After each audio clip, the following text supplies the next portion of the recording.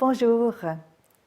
J'adore le coaching pour plusieurs raisons, mais une des choses que j'aime beaucoup dans l'approche du coaching, c'est accompagner les gens vers leur changement. Et il y a particulièrement une technique que j'affectionne, il y en a beaucoup que j'aime beaucoup là, mais une que j'affectionne qui est la cohérence avec les trois cerveaux. En d'autres mots, vous savez, des fois on dit «Ah, ma tête voudrait, ah, puis mon cœur veut». Et il y a un désalignement. Et beaucoup de gens prennent des décisions dans leur vie où ils sont en désaccord avec des parties internes, une incohérence avec des choses importantes de leur vie.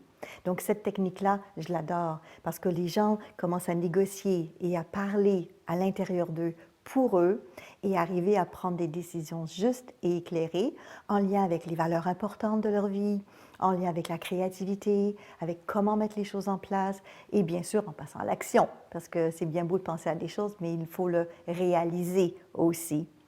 Ce que j'aime du coaching aussi, c'est cette capacité qu'on a, quand on fait la formation, à travailler sur soi. C'est-à-dire que pour être un bon coach, ben, il faut faire du développement personnel. Mais en même temps, c'est génial, non? De pouvoir dire qu'on travaille sur soi et que ce travail-là va nous aider à mieux accompagner les autres après.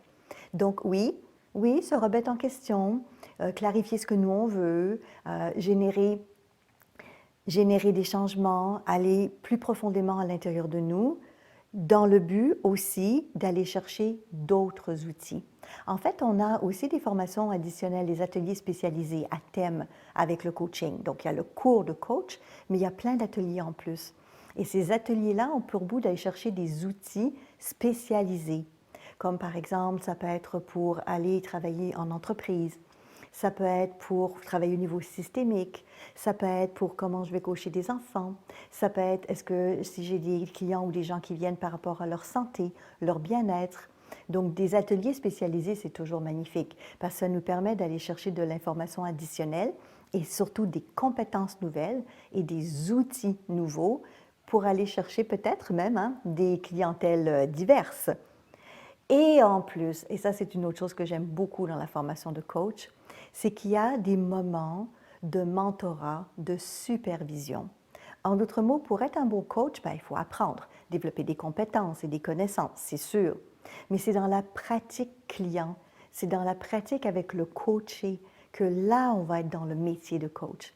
Mais pour ça, ben, c'est bien d'être supervisé par des enseignants, par des professionnels qui vont vous dire « OK, ça c'est bien, continue comme ça il faudrait l'ajuster. Ah, as-tu pensé à telle chose?